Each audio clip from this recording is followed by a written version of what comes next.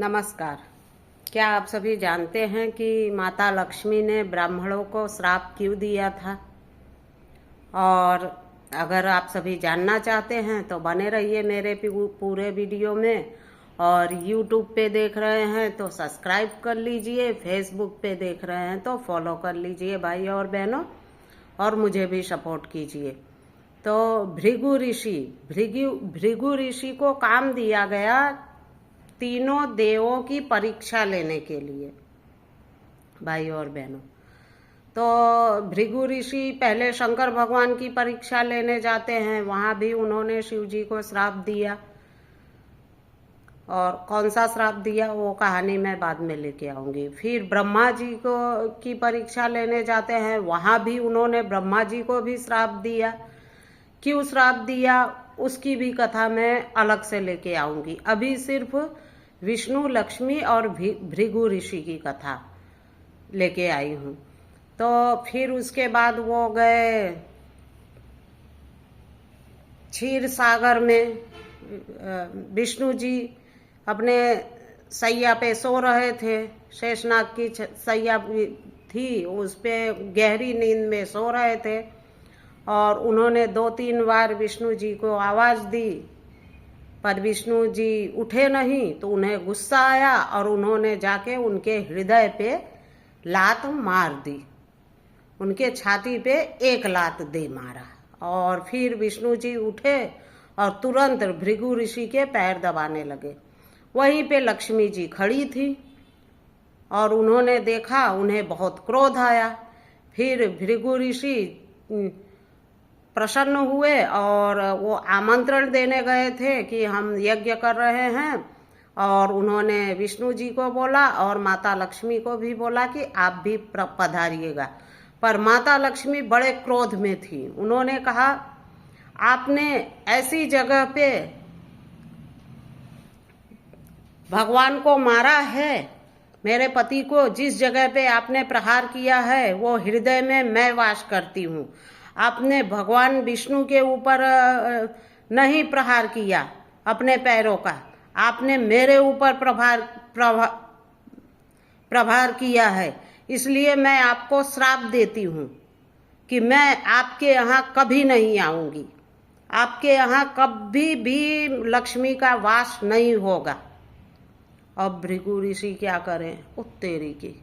अब तो वो बड़ा पछताने लगे। श्री हरि से उन्होंने प्रार्थना की कि हे विष्णु भगवान, हे नारायण, अगर हमारे घर पे माता लक्ष्मी नहीं आएंगी तो हम आपकी पूजा, आराधना, यज्ञ कैसे करेंगे? इनके बगैर तो संभव ही नहीं है। तो भगवान विष्णु ने कहा कि भृगु ऋषि, आप मेरी आराधना करना, मेरी पूजा करना, और मैं जब आपके यहाँ आऊँगा, आप मेरा आवाहन करना, मैं आपके यहाँ आऊँगा तो माता लक्ष्मी पीछे पीछे जरूर आएंगी। तो इस तरह से माता लक्ष्मी ने ब्राह्मणों को श्राप दिया था, जो ब्राह्मणों को कहा जाता है कितना भी धन आए इनके यहाँ, पर एक तरफ से ब्राह्मणों को दरिद्र कहा जाता है। इनके यहाँ दरिद्रता की बास रहती है, क्योंकि उसका कारण है यही श्राप। और ये श्राप दिलवाया किसने?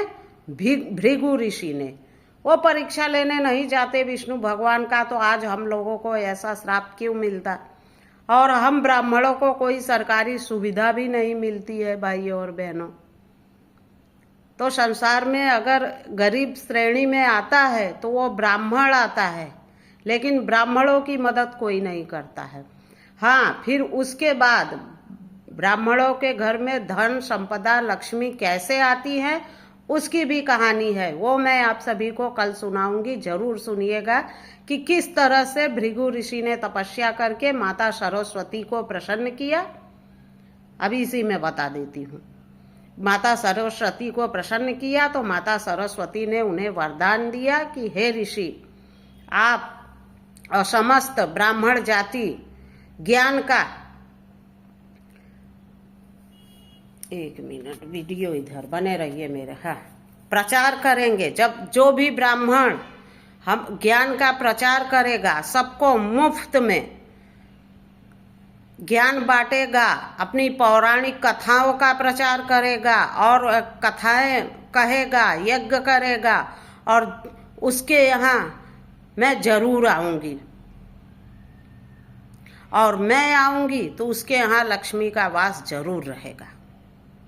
माता सरस्वती ने उनको ज्ञान दिया, ज्ञान का आशीर्वाद दिया कि तुम ब्राह्मणों के अंदर ज्ञान इतना रहेगा कि आप अपने ज्ञान से, अपने कथा प्रवचन से लक्ष्मी को अर्जित कर सकते हो। ऐसा वरदान माता सरस्वती ने ब्राह्मणों को दिया है।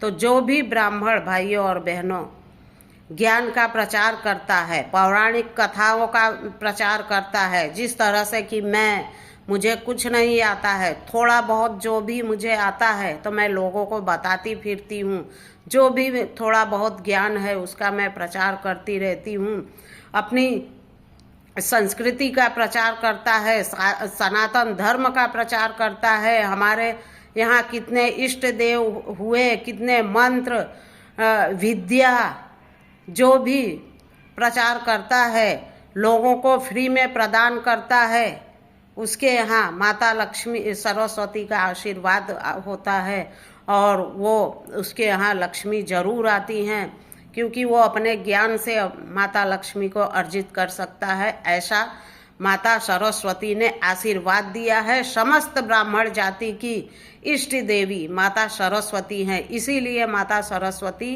को जितने भी ब्राह्मण हैं ब्राह्मणों को पूजना चाहिए, क्योंकि माता सरस्वती के कारण ही ब्राह्मणों के यहाँ धन संपदा आती है।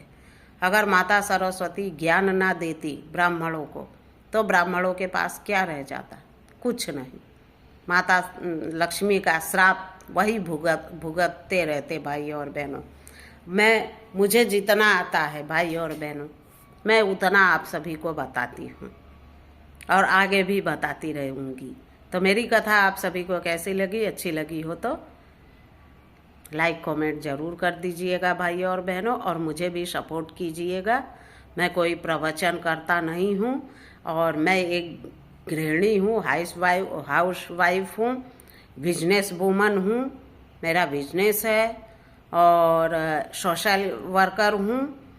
लेकिन हाँ, माता सरस्वती की थोड़ी बहुत मेरे ऊपर कृपा रहती है। जो भी मुझे जानकारी है, जो मिल जाती है, वो आप सब तक मैं पहुँचाती हूँ। तो इसी के साथ मेरा धर्म है, ब्राह्मण होने का मेरा धर्म है कि मैं सभी को वेद का ज्ञान कराऊं।